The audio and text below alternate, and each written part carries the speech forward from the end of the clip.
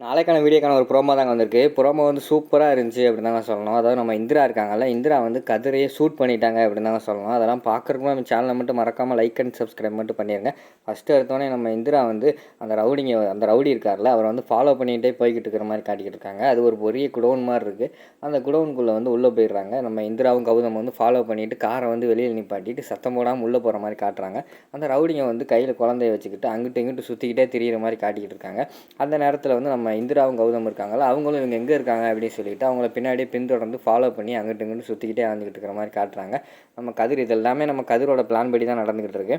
கடைசியில் வந்து எப்படியாவது இந்த இந்திராவையும் கௌதமையும் கதையை முடிச்சோன்னு சொல்லிட்டு அந்த ரவுடிங்க வந்து கடைசியில் இந்தா இருக்காங்களா இந்திரா கௌதம் வாடா நம்ம ஓடுவோம் அப்படின்னு சொல்லிட்டு அவங்க அங்கேருந்து ஓடுற மாதிரி காட்டினாங்க.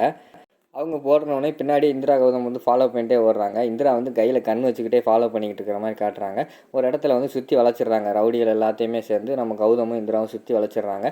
அப்போ வந்து நம்ம ரவுடிங்க இருக்காங்கல்ல, என்ன சுடப்போறையா சுடு சுடு அப்படின்னு சொல்லிட்டு குழந்தைய முன்னாடி வச்சுக்கிட்டு அப்படியே படம் காட்டிக்கிட்டு இருக்காங்க. டக்குன்னு பக்கத்தில் இருக்கிற ரவுடி குழந்தைய வாங்கிட்டு இப்போ சுடு பார்ப்போம் அப்படின்னு சொல்லிட்டு அவர் குழந்தைய ஒரு 3 ரவுடி இருக்காங்க. 3 பேருமே வந்து குழந்தைய மாற்றி மாற்றி கையில் வச்சுக்கிட்டு சுடு பார்ப்போம் அப்படின்னு சொல்லிட்டு அவங்க வந்து சொல்லிக்கிட்டே இருக்கிற மாதிரி காட்டிக்கிட்டு இருக்காங்க. இதெல்லாம் அந்த சைடு நின்று கதிர் வந்து வேடிக்கை பார்த்துக்கிட்டே காட்டிக்கிட்டு இருக்காங்க.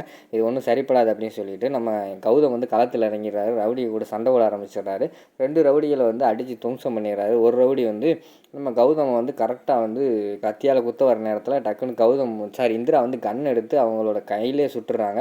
ஷூட் பண்ணோடனே நம்ம கதிர் வர பயந்துடுறாரு. ஐயோ ஷூட் பண்ண ஆரம்பிச்சிட்டாலே இப்போ என்ன பண்ணுறது அப்படின்னு சொல்லிட்டு அவங்களும் அந்த இடத்துல என்ன பண்ணுறது யோசிச்சுக்கிட்டே இருக்காங்க. டக்குன்னு ரவுடிகள்லாம் அடித்து போட்டுட்டு நம்ம கௌதம் இந்திரா 2 பேர் வந்து குழந்தைய தூக்கிட்டு ஓடுற மாதிரி காட்டிக்கிட்டு இருக்காங்க. இப்படியே விட்டால் குழந்தைய தூக்கிட்டு ஓடிடுவாங்க, நம்ம ஒன்றும் பண்ண முடியாது அப்படின்னு சொல்லிட்டு பின்னாடி எனக்குள்ள ஒரு கட்டை இருக்குது. அந்த கட்டையை தூக்கிட்டு விறுவிறுன்னு எரிய ஆரம்பிச்சிடறாரு. கதிர் எரியிறாங்க. அதை பார்த்தோன்னையும் நம்ம இந்திரா திரும்பி டக்குன்னு கதிரையே ஷூட் பண்ணிடுறாங்க. கதிர் வயிற்றில் குண்டடிப்பட்டு அந்த இடத்துல கீழே விழுகிற மாதிரி காட்டிக்கிட்டு இருக்காங்க.